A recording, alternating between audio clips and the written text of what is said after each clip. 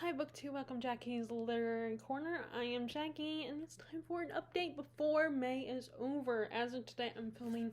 May is almost over. I'm actually counting down the days because I can buy books again. And I already have some books in mind I want to buy. I'm trying to decide between, because I don't want to get too many, because I don't want to start off the month with, spent a lot. Spent a lot because I can put my budget back up, or I can raise my budget back up to what I normally have it at, because I did not go over budget. This month I was able to control it, sort of. Well, actually, not by that much, but still. And I actually have some. I'm trying to decide between getting the sequel to The Wolf by Leo Carew. And there's also some Tolkien related material books that I want to get as well. So I can't decide what I want to get, and the most I want to get is 2 books. And I feel like I need to get something that's ideally I should probably consider getting something under $7 because that's a free book on Thrift Books. Although I don't know how it works. I don't know if you have to buy something else to get the free book. Even if your purchase itself is free. Even if the one book you get is under $7, would that, that means you don't spend any money on Thrift Books? I have to look that up. But yeah, I'm definitely keep thinking about that and then keep telling myself, just be patient and wait and distract yourself with other books, because you can't buy anything yet. But okay, so I'm still going to do the quarterly wrap up, but I am going to go ahead and talk to you guys about what the most recent books I've read a little bit, not too much, because like I said, I'm going to do the wrap up at the end of the quarter. So at the end of June, but I'm going to talk about them a little bit of my current read. Sorry, I'm going to fix my necklace. So I was still, I took a break from this one for a little bit. I mean, I did end up finishing this one a day ago, but I took a break from it. It's time and again. And I started reading. I decided to go ahead and read The Kingdom, which by Jess Rothberg. This was a book given to me by Wendy, my sister's college roommate, who's also a reader. And I finally got around to reading it, and I really liked it. It's kind of it's a sci-fi, but with a fantasy. Not exactly a fantasy world, but it's basically if the Disney parks were like the show Westworld. If you've seen that, it's this man creates a Western inspired theme park where people can come and stay there and live out their fantasies of being part of the Old West. And there's androids in there that they start to kind of develop human characteristics and start rebelling against their creator. And it's a question of, are they human or are they still robots? And this book kind of looks at that in a more younger, for a younger audience, a more teen-oriented audience. And then it has a Disney-fi twist to it. It's it's not Disney, but the park does feel like a Disney theme park. But it was really cool. And like I said, I'll talk about more about it when I do my second quarter wrap up at the end of June. But this was really fun, and there's a cute little romance in it, and yeah, I really enjoyed it. And so I ended up coming back to Time and Again, which is a time travel story. And I think this type of sci-fi is the easiest for me to get into because it mixes the science part with the fantasy element. I love Jurassic Park because, first off, I seen the movie, and the original Jurassic Park movie, and then it had an element of a thriller or being chased by giant dinosaurs and, and all that. But it was done, but the science parts did bog me down a little bit, where they're explaining the genetics and how it all works, how they created the dinosaurs. This one doesn't do that as much. We don't get the explanation of how time travel works in this world, because it's actually done in a very simple way. A very simple way that is not a way that I'm used to seeing, that I've never actually seen the way they portray time travel. There's romance in it, but it doesn't take over the story. Like, the main plot is when our character goes into the past. And I like that it kind of has I think it's back to the fact that sci-fi is easily getting into when it mixes certain elements that I can appreciate, I can understand, that I can get into. And like time travel, often, not always, but a lot of time travel stories have characters going into the past, and I like history. And history is definitely easier for me to get into than science, because you're not trying to understand how things work. You're just understanding, you're getting information and learning about the past, and you need the knowledge to know what happened. So yeah, this was really good, and this is the anniversary edition. So this book was originally written in the 70s, so there are some dated elements to it. Like, I forgot, maybe I should mention this in my reviews, how like there's discussions of characters being fat in the book, looked at as a little bit of a negative thing. But I didn't think about that until after I wrote my review. And I don't know if it's enough that it would make people not. But this was, like I said, this was originally written in the 70s. And people didn't pay attention to those things as much as, they didn't consider that could hurt someone's feelings. But other than that, this was still really good. I like the characters in this. I wasn't sure I was going to finish it before the end of the month with days to spare, but I did. It is a bit slow at times. It's not like a fast-paced thriller type story where they're racing against time. I mean, it does pick up towards the end. There's this big event that happens in the story. So it's a lot slower than some stories, and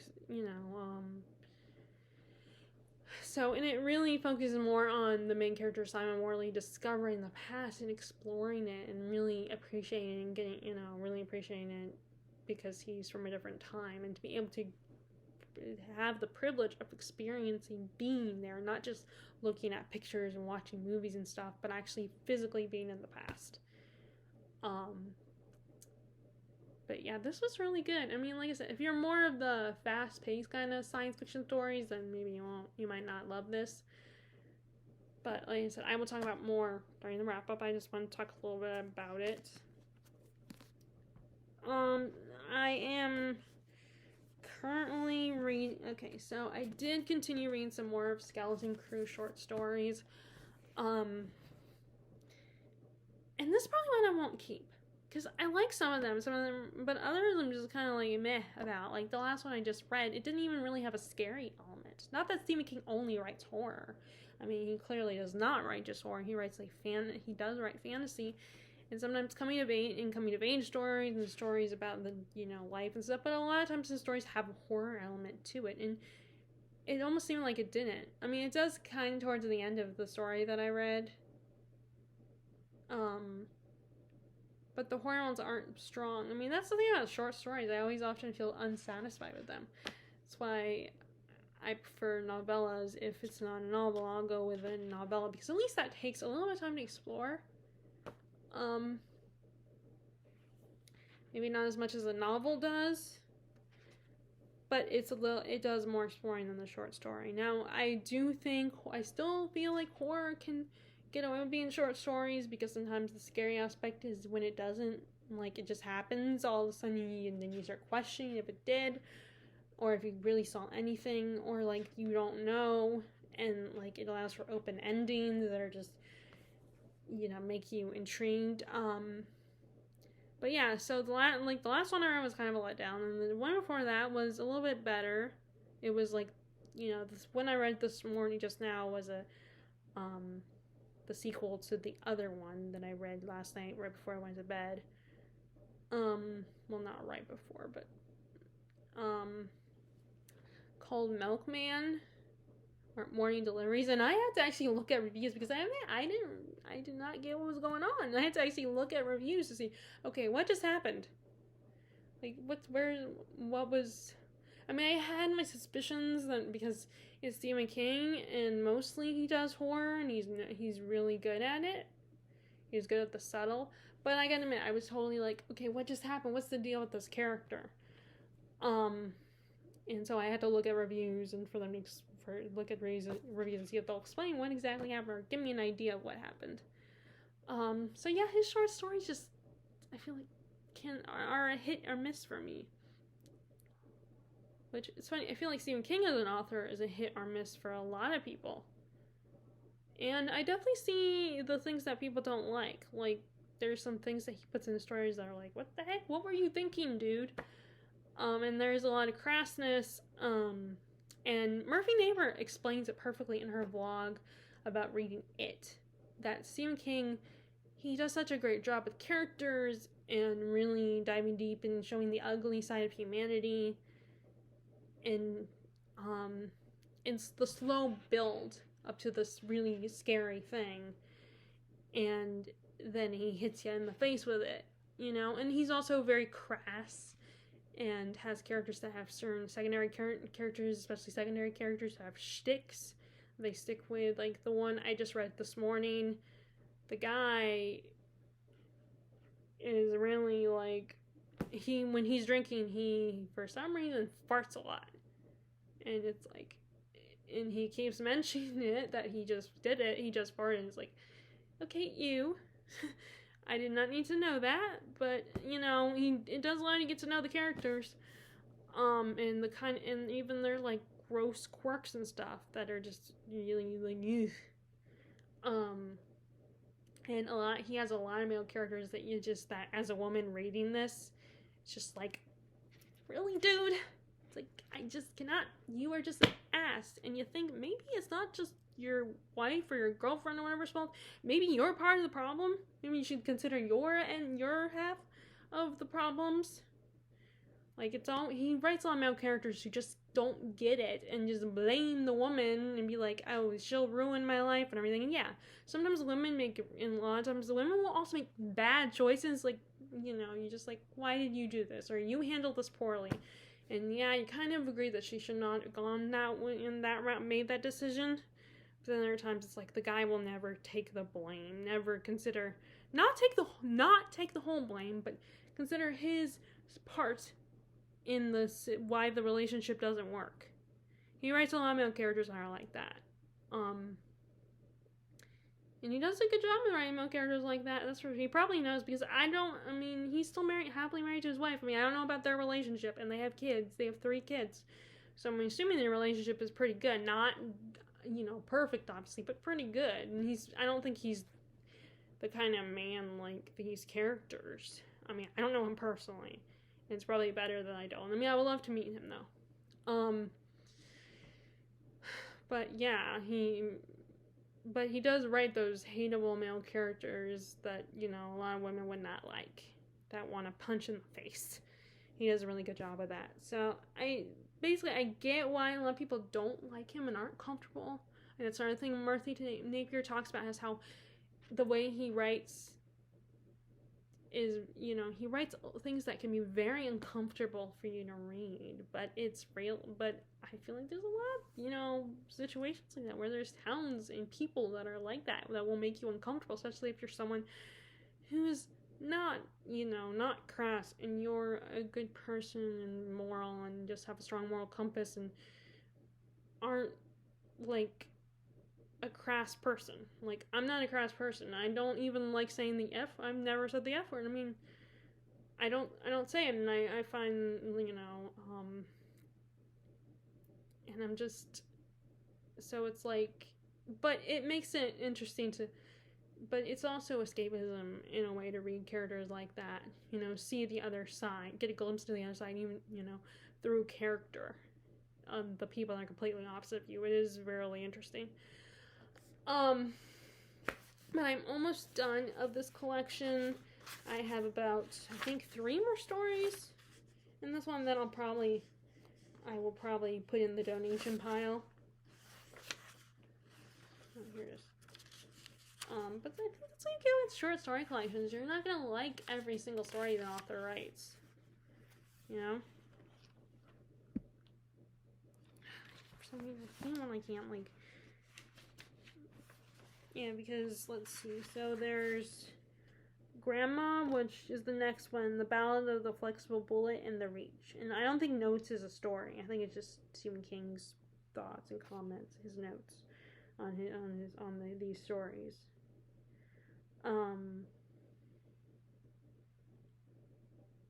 But so I have, like I said, Grandma, and then we have The Ballad of Flexible Bullet and The Reach. But the ones I've read so far, the only one I like,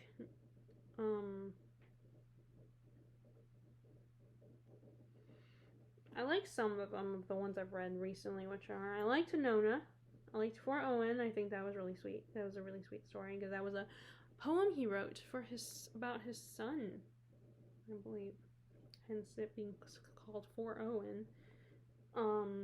Nona was really creepy. That one was kind of about obsession. Survivor type, not my kind of story, but not a bad one. Interesting, kind of gruesome. It's, like I said, it's as it in the title says, it's about survival. Someone trying to survive. And then Uncle Otto's Truck, I really enjoyed that one. That was really creepy, and it's, again, another idea where, is the person imagining things, or is this really happening, kind of scenario.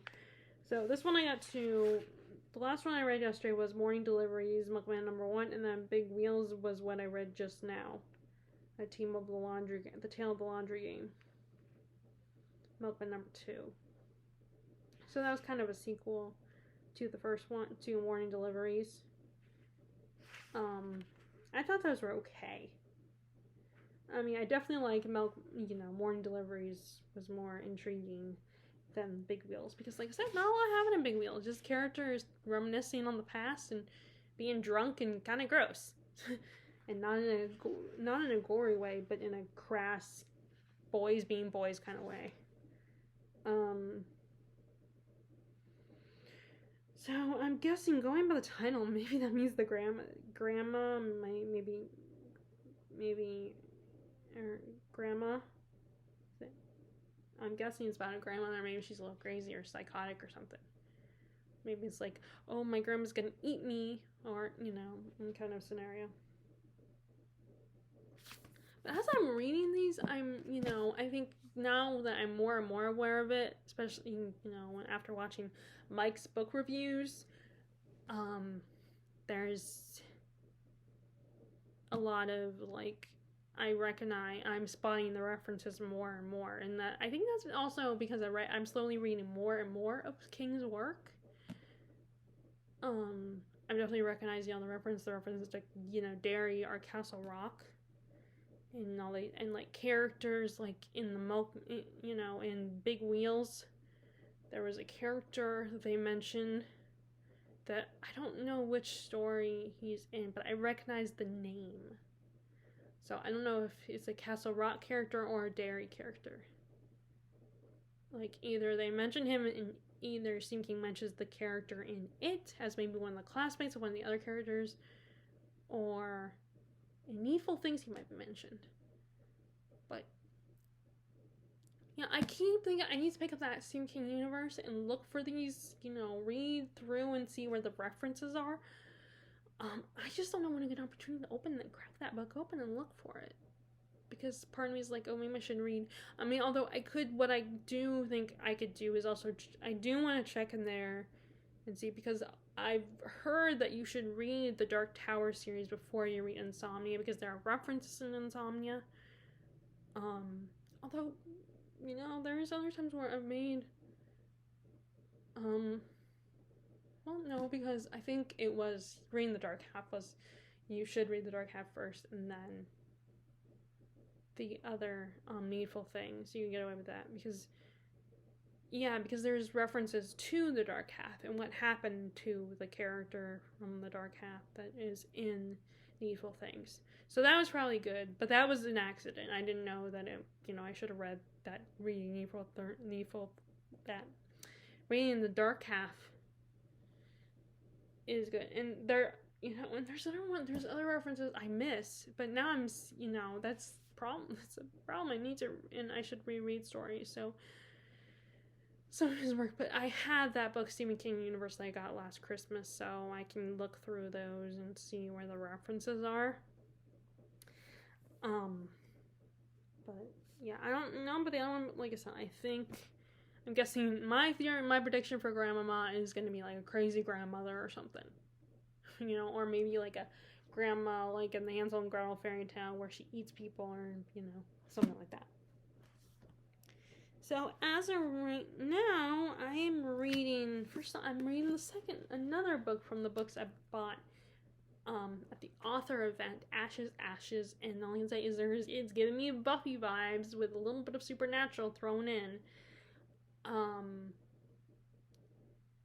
Now Buffy does mention Hellhounds, does have an episode with Hellhounds, but that's the only episode that has Hellhounds. Supernatural is the one with the Hellhounds.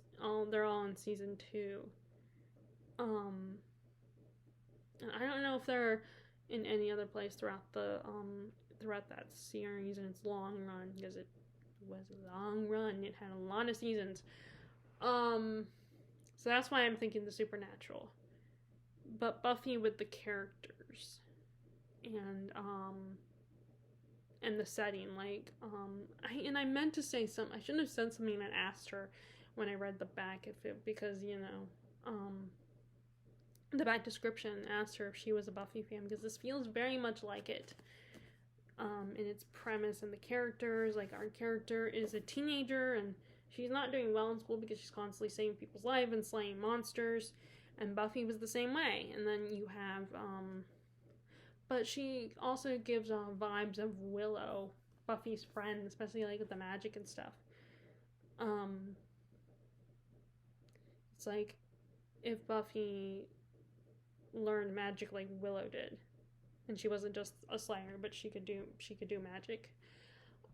It's really good so far. You know, it has that young adult feel to it, with the main character / narrator, and her attitude and frustrations and immaturity in some things, but maturity in others. And there's the love interest, her first boyfriend.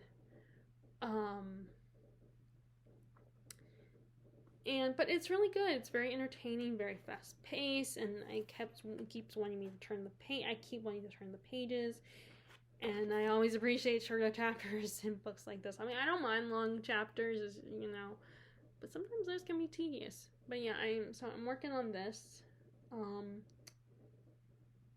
and they bring up an antagonist that I've heard of this person before, and when it comes to stories about witches. There's one series in particular that comes to mind with these cousins who come together. I cannot remember what it's called. I can picture the cover, like each cover is different. It was kind of published like the Rhyrea Revelations, where it's multiple volumes of 2 stories per book, per volume.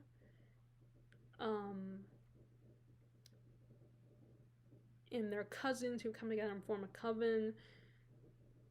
And I think they reference the character, this sorceress. But in that story, she's seen as a positive element. Which I see that a lot in supernatural stories when they go into the mythology of Wicca and stuff like that.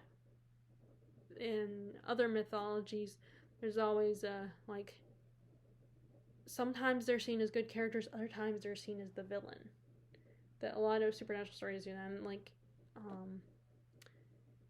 when I, comparing the two, which you don't, which of course the people don't know if these characters, they just go by the stories. And sometimes I feel like sometimes those characters, those entities, in some stories, some cases they seem malevolent, others they seem malicious and vindictive.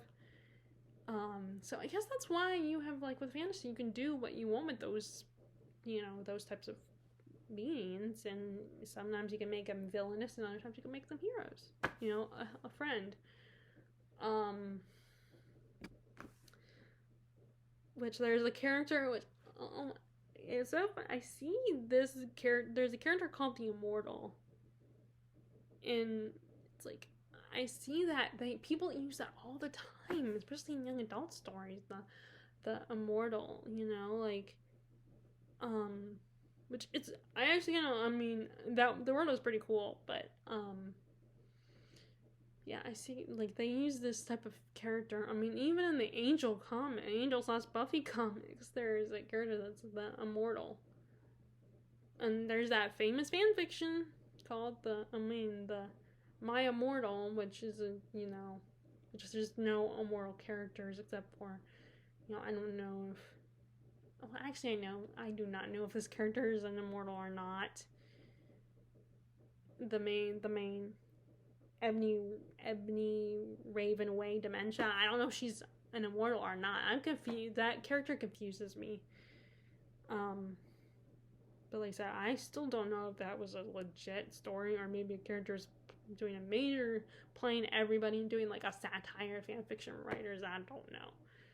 But that story was so weird.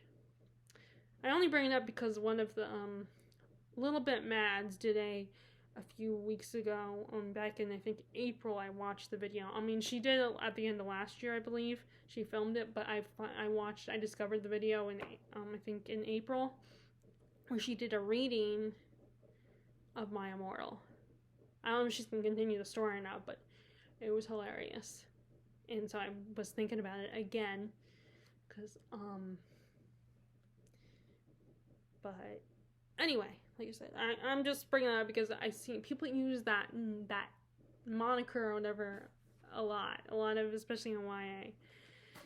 So yeah, I mean, it'd be cool if I could get this done before the end of May. I have 2 days off, so I wouldn't have to read a lot today.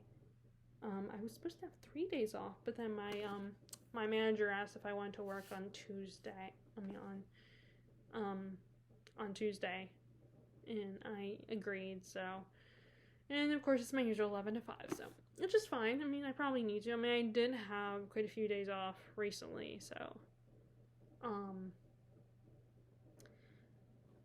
but I will have the 2nd and the 3rd off coming up. So, and anyway, so I mean, it'll be awesome if I got this done before then, but I would have to read a lot of this to get this finished. So I finally caved in and picked this back up, the Silmarillion by Tolkien. And I only read one chapter last night because I wanted to read a little before I went to bed, so I don't have a lot to say. We just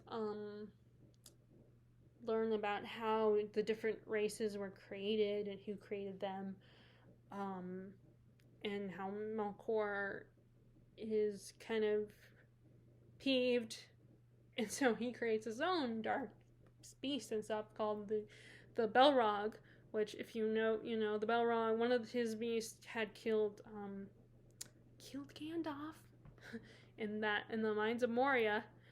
And see, this is partly why I'm thinking about Lord of the Rings, and I want to get, it's kind of like my kick right now, my focus right now is Lord of the Rings and Tolkien content. So that's why I'm thinking about getting those 2 books. But if I get both those, the ones, my number one, my priority book, the 2 I first started thinking about, like the Atlas of Middle-earth, and then I want to get the Tolkien and his dogma. Dogma, I think it's about the person's beliefs and spiritual faith and stuff like that, and how he included that in his books. He was Tolkien was a Catholic. And he did include a lot of his, he was inspired by his beliefs, but it's not allegory, because he wasn't a fan of allegory. He didn't hate, I think, I don't think he hated allegory. I just don't think it was his go-to. He didn't want to use it. And people kept saying people say that Lord of the Rings is allegory, and it's not. It is, allegory is, which I'm not the best person to explain this, but I just know that it's not meant to be allegory. It's not, very upfront with the message of God and religion and all that. Not like the Narnia books are. So I'm very, here's my problem is, like I said, I want to get the sequel to The Wolf, and I keep postponing getting that sequel. It's not at Books A Million, so I have to get online, and I doubt it's going to show up at the Roast Office or at Black Castle Books. So I have to get it online, but I keep procrastinating, and I get sidetracked by other books that I want to buy. And it's also not under $7, which I went up to the next level on Thrift Books, and if, you get a free book if you buy a book under $7. Like I said, I have to look that up and see do I need to buy multiple books, or can I buy one book that's $7, under $7, and then that means I don't have to pay for it. Or I only have... But then, can I do that? Will the website allow you to do that, or do you have to buy when you end up? I don't know, so I have to look that up.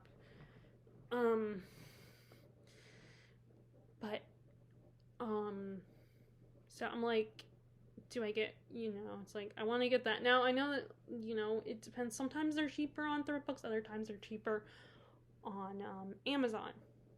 So I'm trying to decide which books... so now I'm also noticed that there is so I want to get the Spider by Leo Carew, because I want to finish. I only have 2 books left, and it's one where sometimes before I fall asleep I'm thinking, I'm getting anxious about it. I'm like, I feel like I have to get that one. If I don't get this one now, then I'm gonna forget about it, and maybe lose my interest in the book. But then there are other books, these Tolkien related books that I want to get too, and I can't just buy 3 books. I try to stick to my budget. And not that I'm going to all of a sudden go over budget just like that, but it's still it's still tricky, because I can easily, I have over 3 weeks, and I could still risk doing it. So it's I'm thinking on the one hand, maybe I should just get 1 book. But then I think, well, maybe I kind of want to get a book, but I I kind of want to get another one. But then do I get, And then I also saw a book on the languages Tolkien created, which is a lot cheaper than the other ones. And I'm thinking, well, maybe I'll get the book on his theology, and then get the book on his languages, and that would be a little bit cheaper. That would still only make me go, around in the... So it's just... I'm just constantly going back and forth, but I can't, like I said, I can't, and even then I can't really do anything until the month is over and we go into June. So I'm very stressed out about that. I keep debating, and I don't want to bring it up, ask my parents for their opinion, because I'm worried they'll say, do you really need to buy another book right that soon? Can you wait? Kind of mentality, and, yeah, it's just, and, it's very stressful. I keep thinking about it. When I set my mind on something, it's I can't not think about it, until I finally resolve it and do something about it. But anyway, so far this is intriguing. It's definitely something, it's dense, because it's explaining how Middle-earth was created and its history and stuff like that. So I have to pay attention to it, and I do try to as I'm reading, I want to underline things that are important. And I really want to do I want to take notes as I'm reading it. And I did start to do that. The problem is when I first started reading it, it was during not the best time to read it because like we were at at the clubhouse at one of the sports bars or whatever. So there was a lot of noise in the background, and I was sitting right with my dad and his buddies. So they were talking, so it was just hard for me to concentrate. Concentrate what I was reading and really absorb it and hear it in my head. Because I'm not someone, I don't think I can do that whole thing that Steve Donahue always talks about, the whole, I can't even remember what it's called. But it helps you read faster, where you don't say the words in your head or something, and like, so, because that can slow you down. I don't think I could ever do that. Like, and I don't want to speed read anyway. Like for me, I just find those videos fascinating, watching those videos that give you tips and tricks on how to read more. I think they're kind of fun, the different things that people can do, and thinking it's the same, but I think I read at the pace I want to read, I just find it really interesting, the different tricks that you can do and the tips people come up with. Some of them aren't anything really new, like bring a book with you, listen to audiobooks, stuff like that, which I already do that. Now, I don't listen to audiobooks when I'm, like, walking, because I don't want to. I would rather just listen to music while I'm walking.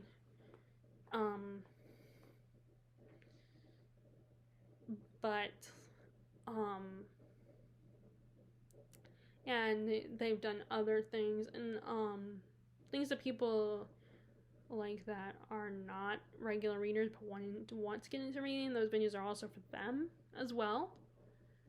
But then there's some of the videos that are really interesting because they talk about how there's some videos that I watched where it's more than just about, it's talking about how not to put quantity over quality, and how to really focus your reading. It's not about how to read more, it's about how to appreciate your reading and understand what you're reading. And picking the right books, the books that will interest you, not just wasting your time on books you're going to end up DNFing. Those are really interesting too. I really like those videos, and sometimes when I'm just looking for something to watch, I put those on. Like, especially like late at night, like going like right before I'm going to bed. Sometimes there's videos I just want to put on right before I go to bed. Just while I'm getting ready and, unmaking my bed and, brushing my teeth and all that. So those are really interesting videos. I really like those. Okay, so I also, one more book that I'm currently reading, that I just finished, was an audiobook, A Court of Silver Flames. That one was really good. That was, all about Nesta and Cassian. So we get to know Nesta as a character, and we find out, I still got frustrated with her and still got patient with her and just want to shake her sometimes.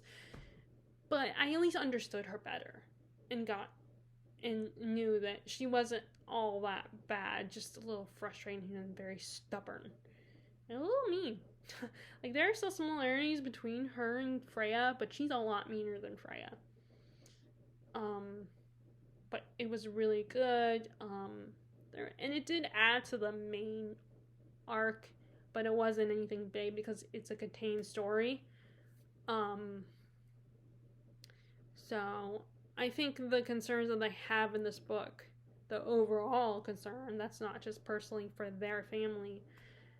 I'm wondering if I'm wondering if it will go into the next book, but it will be from another character's perspective.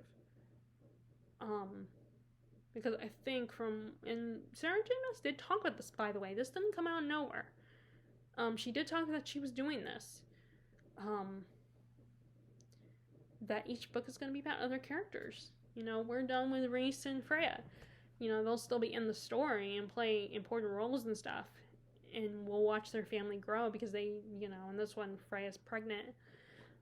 But, I want her to have a girl. I still kind of lean towards characters having girls, not just boys. Like, I'm happy with them having boys, but I still kind of have a hoping the characters will have a girl too.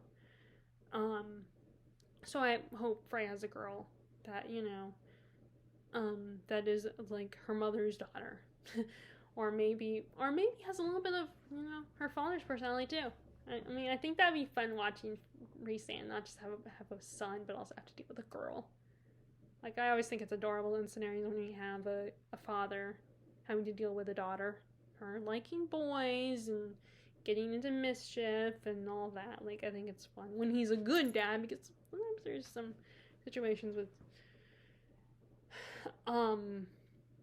speaking of, I watched Queen Charlotte, which we meet Violet as a young girl, and her relationship with her dad is interesting. Like, he's cheering her on for her questioning things, but he's also a little more passive as a character, I noticed.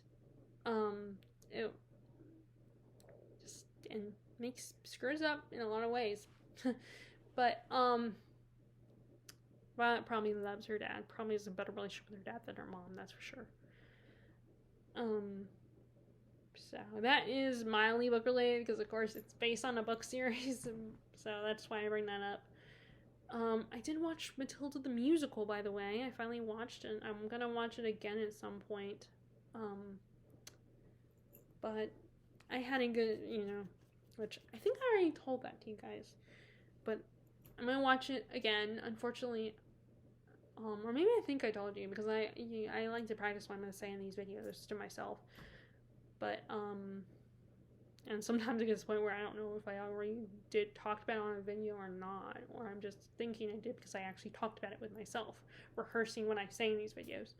So I watched that, but it was like not the best timing to watch it, because there was something was wrong with my getting access to Netflix and stuff, and getting on my TV and everything, and my dad had to check it out and see what was wrong. So I started watching the movie downstairs in the family room, and my parents don't have no interest in it, in that movie. And then we were getting ready to make dinner and stuff, so I was like, and I didn't like pause to watch it during, But anyway, so yeah, that was fun. I like the songs. I'm still, I still lean more towards the original Danny DeVito, Mara Wilson film. But I need to watch it again. And there were elements that I really enjoyed. Like Miss Phelps, like she plays a bigger role in that version than in the movie directed by Danny DeVito. It's one of these things, in that one, Miss Phelps just makes an appearance, but in this one, she actually plays a role. We see more than just, Matilda going to the library and Miss Phelps giving her a library card. We get more than that in that one, with,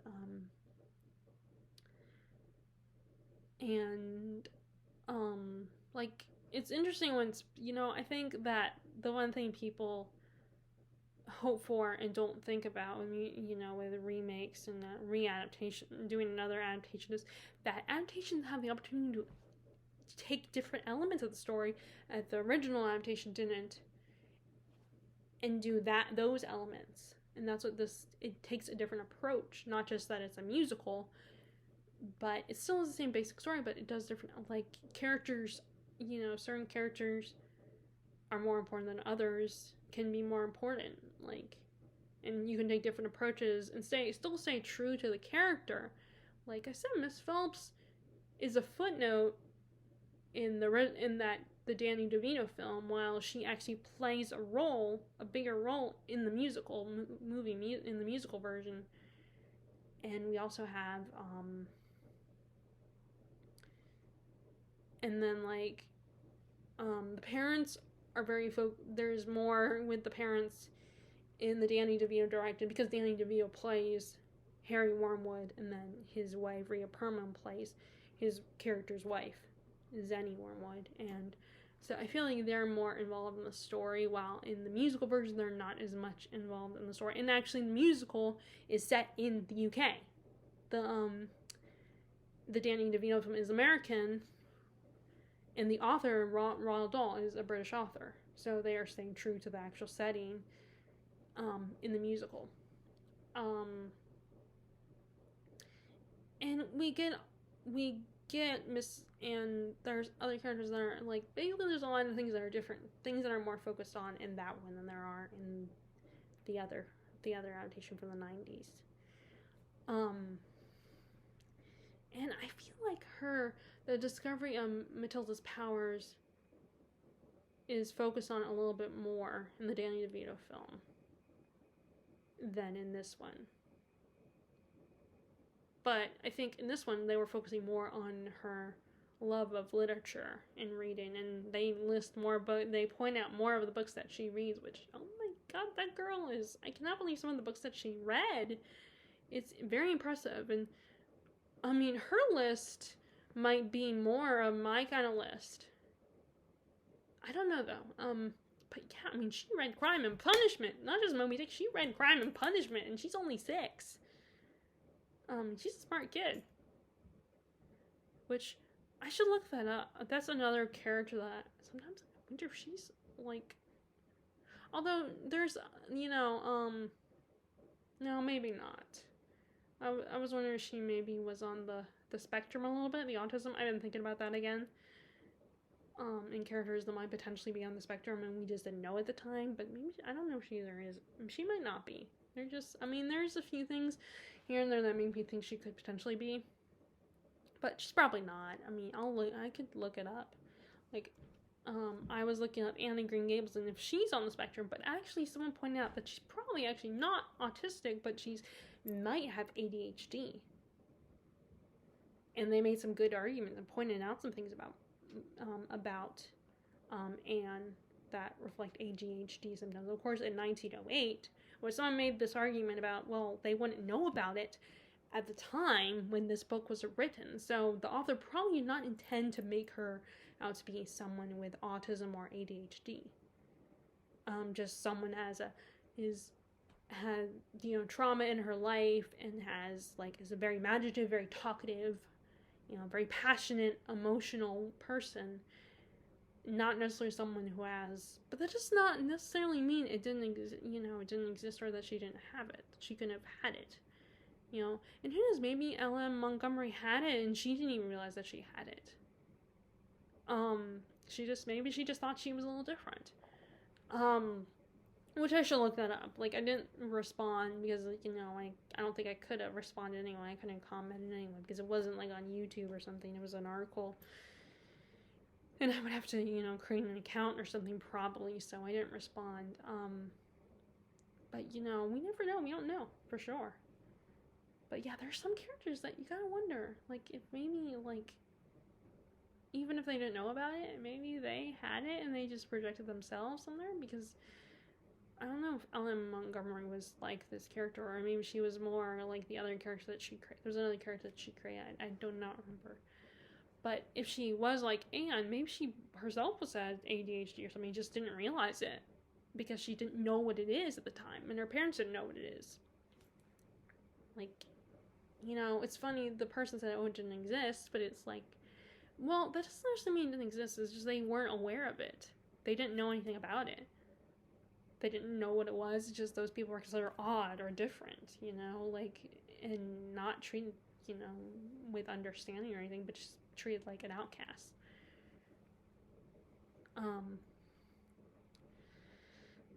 But yeah, so, I guess that's all I gotta say right now. I'm gonna look up to see if, look up Matilda and see if maybe she's on the spectrum. Because she is super smart. And she learns really quickly, so she could potentially have been on the spectrum. But maybe I'm just reaching here. I'm just trying to find other fictional characters that I feel like I connect with. That is how my reading is going. Like I said, it's almost June, and I'm anticipating that so I can finally make a purchase online. I can't because I'm trying to stick to my budget. Just drive me crazy because I'm trying to decide. But anyway. Well, I hope your reading is going well, and if you like this video, be sure to give it a thumbs up, click subscribe if you haven't already, and like my videos. Click the bell icon if you want to be notified when I post videos. You don't have to, but if you want to keep updated. And I hope like I said, I hope you're enjoying your reading, and I will talk to you all later. All right, bye.